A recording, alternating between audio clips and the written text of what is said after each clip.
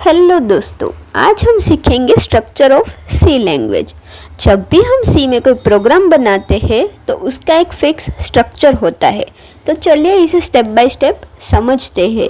सबसे पहले आता है लाइब्रेरी फाइल यानी कि हेडर फाइल।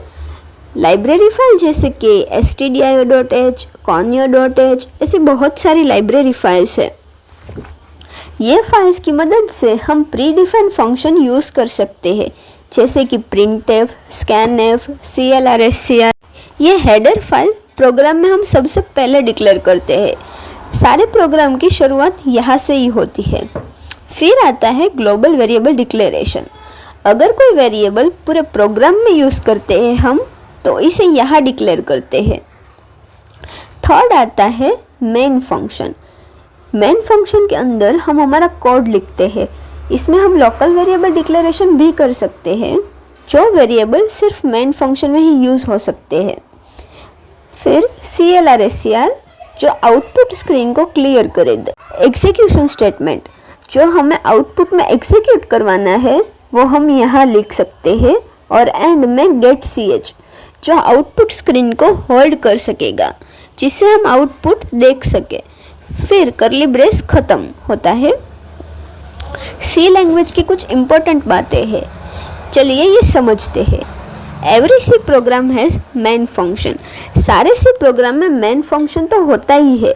मेन फंक्शन के बिना कोई प्रोग्राम बन नहीं सकता। User can write program code between curly braces. हमें जो भी प्रोग्राम लिखना है, जो भी कोड लिखना है वो हमें करली ब्रेसेस के अंदर लिखना पड़ता है, नहीं तो एरर आएगी। C programming language is case sensitive programming language, यानी कि कैपिटल और स्मॉल लेटर हमारे लिए तो एक ही है बट सी लैंग्वेज इसे अलग मानता है। दोनों एक नहीं है ऐसा मानता है, यानी कि वो केस सेंसिटिव है। Each and every programming statement ends with semicolon. मतलब हमारी जो भी लाइंस ऑफ कोड है उसके एंड में हमें सेमीकोलन लगाना पड़ता है, सारे लाइंस के एंड में। Every C program file save with file name and .c extension. हमें हमारा प्रोग्राम सेव करना है तो हमें फाइल नेम लिखना पड़ता है, जो भी हमें नाम लिखना है वो, और .c एक्सटेंशन लगाना पड़ता है। सी लैंग्वेज का एक्सटेंशन है .c। इसके बगैर फाइल सेव नहीं होगी। कुछ इम्पोर्टेंट फंक्शंस है सी लैंग्वेज के अंदर, तो चलिए इसे देखते हैं। सबसे पहला है printf। इसका क्या यूज़ है तो कि this function is use to display your message on computer screen.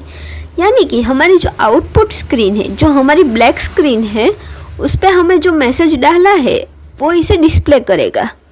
Output screen में वो मैसेज हमें दिखाएगा। इसकी सिंटैक्स है printf काउंस में डबल कोट के अंदर योर मैसेज। हमें जो भी मैसेज डालना है वो डबल कोट के अंदर हम डाल सकते हैं। एग्जाम्पल है printf काउंस डबल कोट हेलो, काउंस ख़त्म और सेमीकोलन। सेमीकोलन हमें नहीं भूलना है। फिर सेकंड इम्पोर्टेंट फंक्शन है scanf। This function is use to take value from the user at run time. ये फंक्शन यूज़र से इनपुट लेता है, मतलब हमें कोई भी वैल्यू लेनी है वो यूज़र से लेगा। हमें कोई नंबर का एडिशन करवाना है तो वो यूज़र से पूछेगा कि आपको कौन से नंबर का करवाना है, वैसे ही यूज़र से इनपुट लेगा। इसका सिंटैक्स है scanf काउंस में डबल कोट में format specifier double quote complete ampersand और वेरिएबल नेम। ये हम आगे समझेंगे। इसका एग्जाम्पल देखते हैं। Integer a semicolon. ये हम वेरिएबल डिक्लेयर करते हैं। इंटीजर मतलब न्यूमेरिक वैल्यू स्टोर करता है। a एक वेरिएबल है, a के अंदर हम कोई भी न्यूमेरिक वैल्यू स्टोर करवा सकते हैं। इसे हम यूज़र से कैसे इनपुट लेते हैं तो scanf काउंस डबल कोट %d। %d एक फॉर्मेट स्पेसिफायर है, इससे हम न्यूमेरिक वैल्यू स्टोर कर सकते हैं।